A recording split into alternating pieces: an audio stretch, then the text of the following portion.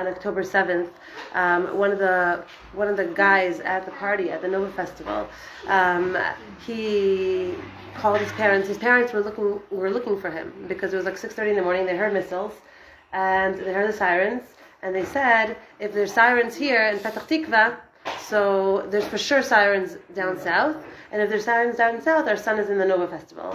So they tried calling his phone, and he didn't answer the phone. So they called his friends' phones. And his friend answered the phone, and they said, we want to talk to our son, is he around? And they heard like gunshots, and they heard missiles, and they heard sirens, and they heard everything. And he said, yeah, your son is right here, and they passed him the phone. And now their son is 26, and he's like one of these guys that never complains to his mommy and daddy, and never asks them for a dime, and never bothers them about anything. Very, very, what's the word I'm looking for? Autonomous. And gets on the phone with them, and he's like, Ima Abba, everything is good, I'm good, everything is fine. And they say to him, are you sure what's going on? And he said, no, we're going to get out of this, don't worry about it, we're hiding, we're going to hide someplace, it's going to be good. And then they ask him a question. His mom asks him a question, and she says, do you want Ima and Abba to come pick you up? And it's not like around the corner, it's an hour and a half away, Petach Tikva and Gvul Aza. And he says, "Okay, come get me."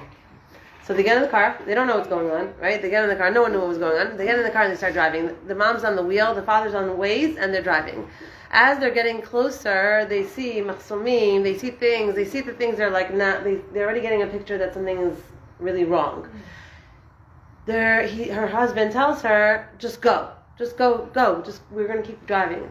They keep driving, and all of a sudden, she sees from far. She sees a tendil, like with the white, what do they call it? The white Jeep, right? With all these guys on it, with the green bandanas, and she says to him, "Ma korepo, what are we doing? Like, who are these people? Are they at tzava? Because they were wearing also madim. They were also in army clothes." And he said, "It doesn't look like it. We have no choice, so we're just going to go." And there were 12 guys on the van. There were 12 guys there. And she just steps on the pedal. And basically what happened was that the truck was here with all the Hamasnikim here, and they just drive right by them. They just drive right by them, and they didn't see them. That was miracle number one. They didn't see them. They didn't aim guns at them. As if they didn't see them. Okay, now anyone that hears all these stories from the Nova, from the festival from that day, there's more than tragic, there are miracle stories, which is a lot, saying a lot, because there was a lot of very, very many tragedies. So they continue on, and they are able to find their son. When they're able to find their son, they get him in the car, and obviously they get another 9 chevre in the car. So at this point, there are the parents and another 9 people in the back, or like lying each other, 3 people on the trunk. Okay, and they close the trunk on them because they understand that this is SOS, got to get them out. And now there are 11 people in the car. 11 people in the car, they're driving back out. As they're driving back out, they see a chayal, one chayal, and he's standing there like not knowing what's going on. And they stop for him, and he says, "Can I get in with you? Can I get in with you?" And they're like, "What are you doing here? Like, why are you here alone?" And he says, "No, because they called me, and I'm mefaked, and can I come in with you?" And they're like, "Come in." The father says to him, "You're like my child right now. I want you in the car." He gets in the car, and they get to a T. And when he gets to a T, did he have a weapon? I don't know. Hopefully the Chayal. I'm sure the Chayal had a weapon, but they get to a T, to a cross. Oh, T. Okay. And the right says, the left says to Tel Aviv, and the right says to Aza.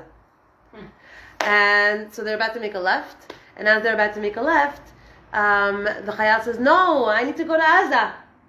I need to go in the direction of Aza." Oh my God.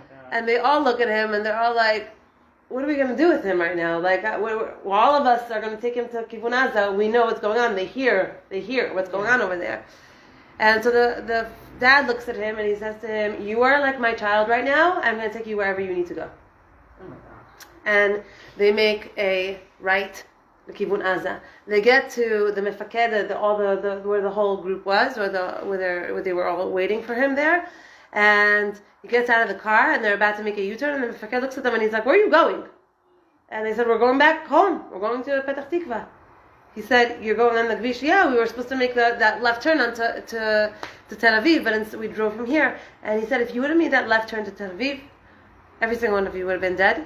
because that's the Gvish Adamim. That's where all the cars were shot. That's where everyone was shot down.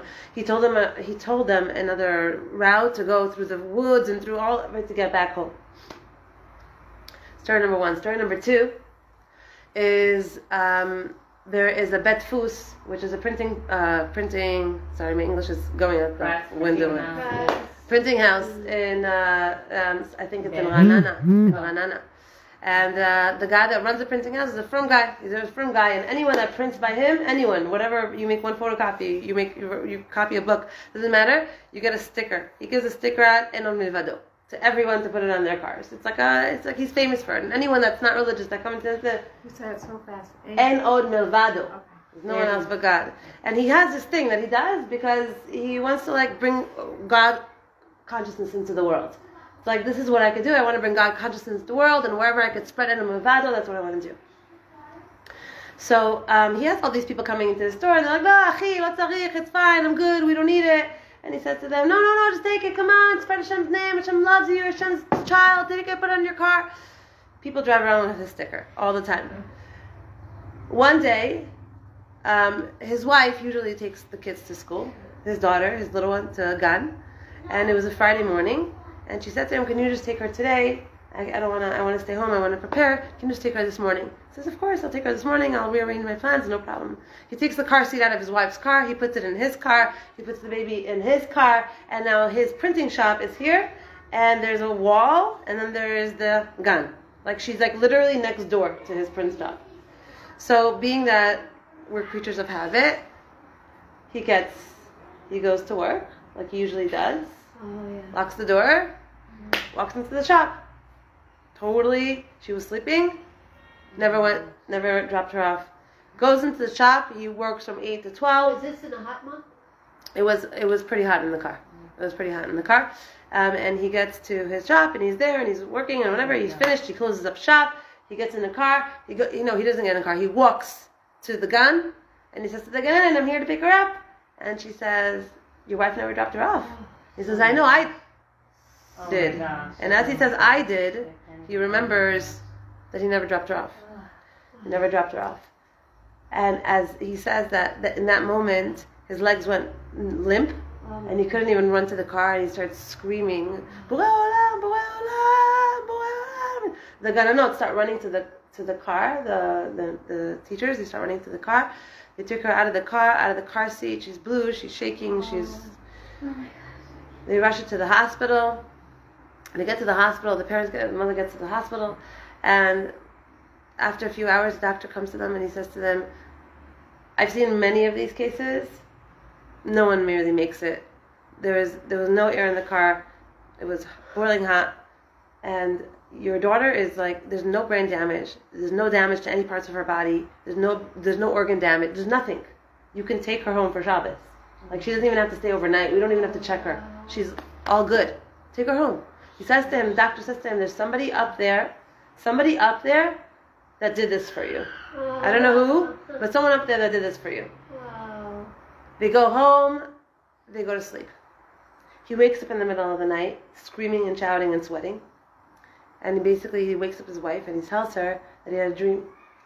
And that his dream was, it's crazy, his dream was that he's witnessing, he's not part of it, he's watching a movie, he's witnessing, he doesn't hear the words, but he knows that there's a conversation, and he hears the entire conversation. He doesn't hear words, but he knows what's going on in this conversation. He sees Rav Ovadia Yosef,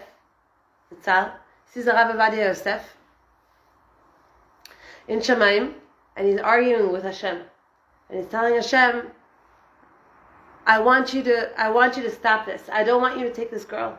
And Hashem says, "En malasot, ze hagoral shela. This is what it needs to be, and this is her thing. This is her lottery. This is her lot. This is her destiny. This is what it is." And Rav Ovadia starts arguing with him. Same thing that you were saying. Arguing with Hashem. He says to him, "Listen to me.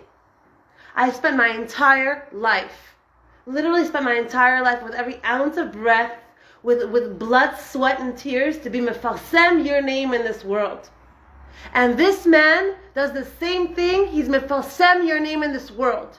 And I'm asking you on my day not to let her go. I'm asking you on my day not to let her go. And he says that Hashem was maskim because Rabbi Ovadia Yosef Mamish was like fighting with him, just like Rachel fought with Hashem, and just like anyone that got up in Hashem's face and fought with Hashem, and Hashem was maskim. And he says he wakes up and he tells over his wife the story, and he says, what's in this day? What's this day? And they open up the calendar and they see that it was his Yortzeit. Rabbi Ovadia Yosef's Yortzeit. And the message here is whatever we give somebody else, we're giving to ourselves. There's not going to be a pencil that you move in this world for somebody else that you're not depositing it into your own account somehow. In some way, in your lifetime, Hashem is going to give back to you. Or your children, or your grandchildren, or someone's going to benefit from this tzedakah, from this going to a shir, from this helping someone out, from this picking something up. There's no such thing. It's the most selfish thing in the world is to be a giver. The most selfish thing in the world, you want your children to be on the derech, give. You want your children to love Hashem, give. You want your home to be a home of love, a home of peace, a home of happiness, give. That's it. That's all Hashem wants. Hashem is mochel on himself, all the way. And just the last thing here is that I heard today that the mitzvah, my children, Hashem, the mitzvah of kibbud avim, it says, I think it's the Yalkut Shimon, and he brings it down from many different places. And it says the mitzvah of kibbud avim, literally, one second, please. It says the mitzvah of kibbud avim, whenever you give to your parents, whenever you're able to, in whatever capacity of giving to them, it says that literally nothing else, no other mitzvah. When it says that it really is referring to any gilgal that the neshama is supposed to come back for is not going to come back. That means hundreds of years of gilgulim, visurim, and all these things that the neshama has to go through. Is machal if the person is kibbud avim, just does in whatever way in their life, they can do some kibbud avim even after the person's parents pass. Whatever you could do for their neshama, whatever they can do, because it says that we are our parents' raglaim in this world. Our children are our legs in this world. They are our feet in this world. So whatever we do for our parents, whatever we can possibly do, that is, in essence, going to be miyarichun yamecha, means that it's going to save us so much. Endless. And again, it's that same concept over and over again, where we see that in the Torah. Hashem keeps giving that to us over and over and over and over and over again, everywhere. He says to us, you give to somebody else, and the harder it is to give to them, okay, not excluding abusive relationships, I always have to mention that, but the harder it is to give to this person, your children, your husband, in your home, to yourself. The harder it is to give that's the more of a relationship that you need to do. The harder it is for you to do chesed, the harder it is for you to let out tzedakah, the harder it is for you to open your home, the more it is going to reward you in this world. And reward your children and your grandchildren and dorei dorot. And that's in essence what we're here for. That's in essence, I think that's the idea of emunah. Emunah are the two things that I would say, like from everything that we're seeing, that we're learning from, that we're hearing from our gedolim, from our rabbis, from our sfarim, is bottom line, Yemot HaMashiach is dependent on emunah, and it's dependent on our love for one another. That's it. That our tzedakah to one another. That's it. Our seeing one another. That's it. And what is emunah? Emunah is ne'emanut. It's Hashem. We says kel melech ne'eman. That's what amen means, right? Amen is kel melech ne'eman. That Hashem is a loyal God. And what is it when I say amen? Ani moser nafshi. What am I moser nafshi for? To be loyal to Him. Loyalty to Hashem, loyalty in Torah, loyalty in mitzvahs means like being loyal to anyone, any relationship that you're in. It's not when you don't do my bidding, then I'm out. Or, if you don't listen to me, then I won't listen to you. That's not loyalty. Loyalty is when I'm having a hard life and a hard day and a hard situation and a hard marriage, and I still wake up in the morning and I say Berachas Shachar, and I still wake up and I still keep Shabbos, and I still am able to do my chesed. That is what it means to be a loyal ne'eman, which is in essence emunah. That's what emunah is, be'emet. That whatever the situation is, ani ma'amin, I'm loyal, I show up. And that, in essence, that's, I think, for us, especially as women, the deepest quality in our hearts is for the people in our life to be loyal to us. Don't talk behind my back, don't cheat on me, don't make me feel like you're not on my side and you're my team. That's the ultimate peace in any kind of a relationship. To It's be also the M, it's the ultimate the other way also, that like you are there for your kids even when they leave you, they don't like you, they get like, you know, a mother generally, unless like you said, a, you know, abusive relationship, she doesn't leave. Yeah. She has faith in that, you know, she remains faithful to the kids no matter what they do. Exactly. So no matter what Hashem does, we remain faithful, and that's what's so beautiful about our people. That like Dafka, when he does like October 7th, Yeah, we're so loyal. all of a sudden everyone does tshuva, and everyone's like loving Hashem even more, and everyone's Am Yisrael Chai. That's what's so amazing about the Jewish people. And I would rather go down with the Jewish people, okay, mamish down with the Jewish people, and have all these nations, God forbid, eat us up alive, than Baruch Shelo Asani Goya. Baruch Shelo Asani Goya, because it's the qualities of this nation, the blood that runs through our veins. Avraham Yitzchak Yaakov, mamash, mamash, zchut. And with that, I gotta go take care of my children that are home alone. Thank you so much. I'll say Ms. Motoda with you. Yeah. Okay, so I'll say Ms. Motoda.